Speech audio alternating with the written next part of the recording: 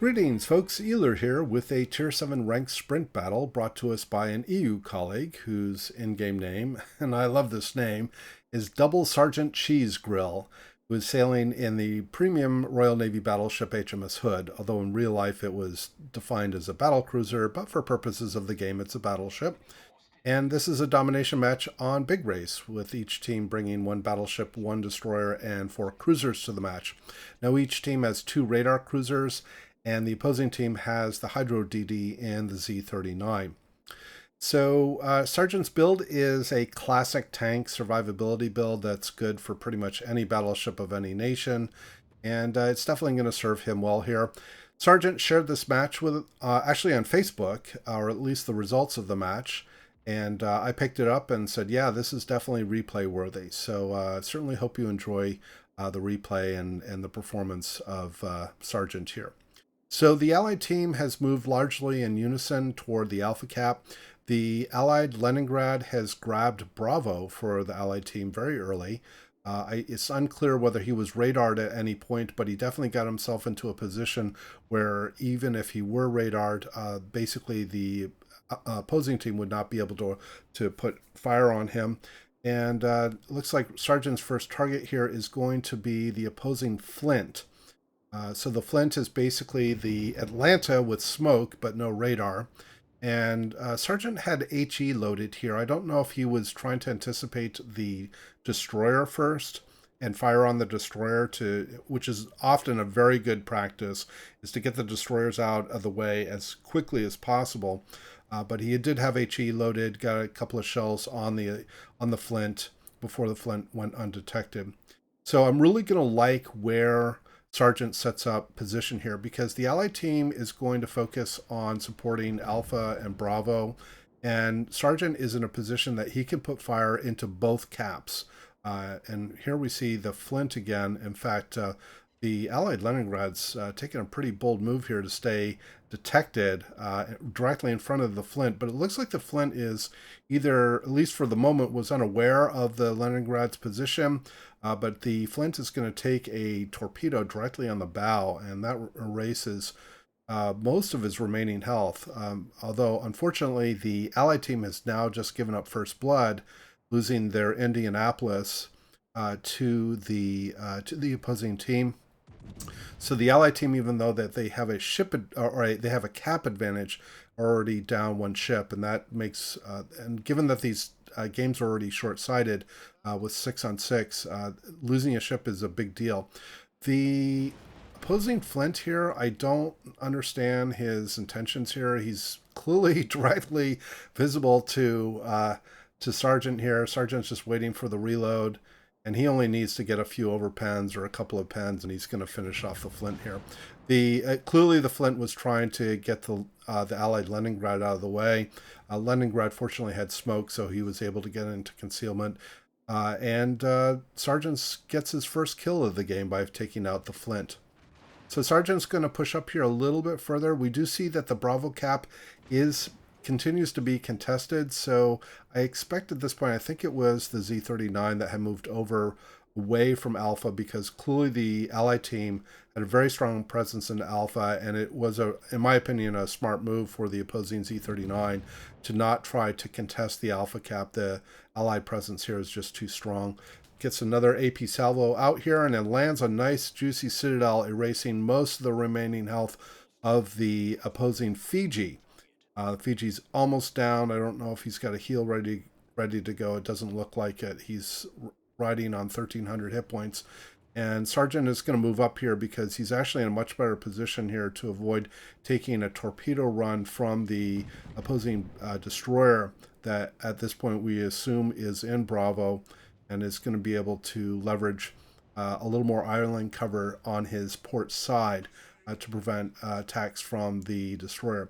Now, in my opinion right now, I kind of feel like the Allied cruisers are a little too far forward. The Lazo, with its excellent range and ballistics, better works as a sort of flanking long-range artillery support cruiser. And if I had been the Lazo, I probably would have been positioned more like north of Bravo to put flanking fire on the opposing team. But this isn't necessarily a bad choice either. Sticking together, focusing your fire, that's also a working strategy. But it's not uncommon in competitive games to have these long-range artillery cruisers work a little more solo, so that they can be using flanking fire and distraction to keep the DPM up on opposing ships.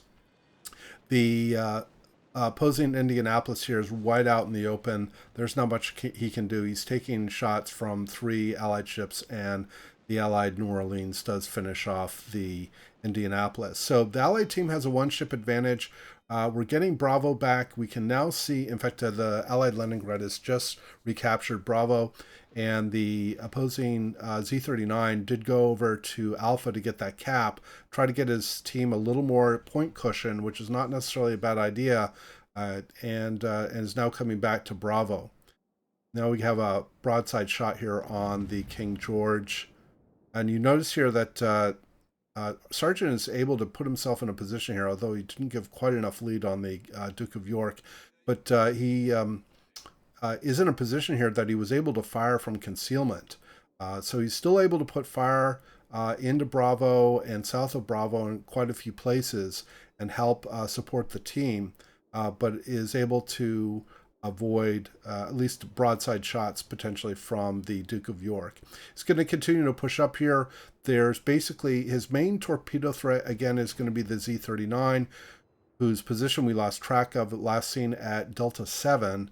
And so I agree that the better thing for him to do is to push through eastward through Alpha, where he can get a little more on the flank, potentially, and definitely, again, continue to use these islands that are in the middle of the map to avoid taking a torpedo strike from the Z-39. The other opposing Indianapolis has come out here a little too broadside. He just wasn't angled well enough. And Sargent was able to get another Citadel hit, get the Indianapolis down to about 15 hit points, just waiting for an ally to try to finish him off. I think he was probably hoping that his secondaries would be able to land a hit and finish off the Indianapolis. But I think it's one of the allies that's going to finish off the Indian. Oh, actually, no. Maybe it is Sargent here. Yes, in fact, it will be. So this is going to be his second kill. So now we have a 2-on-2 situation. The Allied team does have a good lead, but it's still anybody's game. The Allied New Orleans is very low health. The opposing team has the advantage that they have the destroyer that can keep things lit and stay in concealment.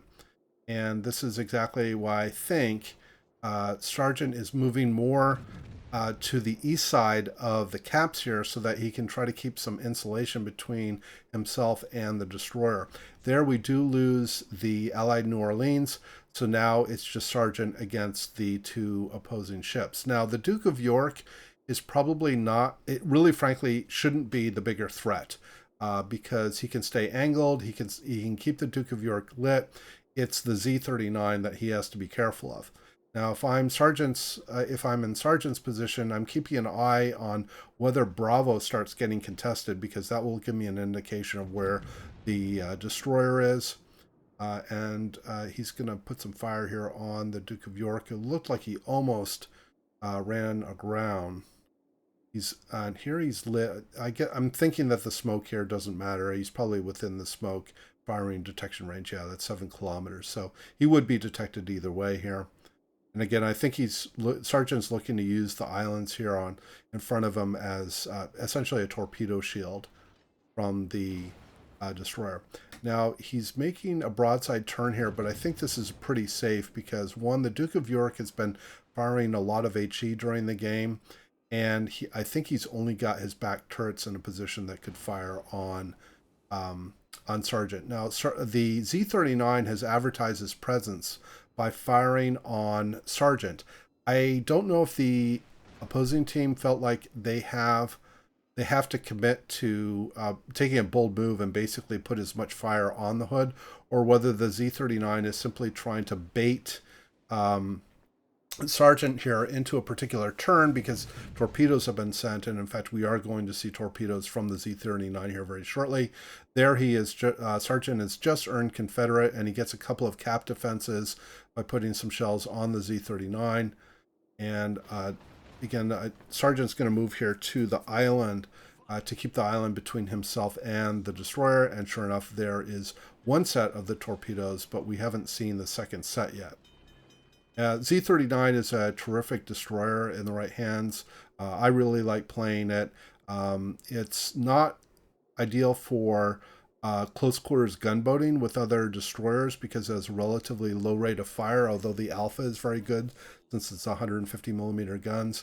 But really the Z-39 here, his main job, in my opinion, is to get a big alpha strike with torpedoes on Sergeant and try to wear Sergeant down enough that the allied Duke of, or the opposing Duke of York, excuse me, is able to help finish off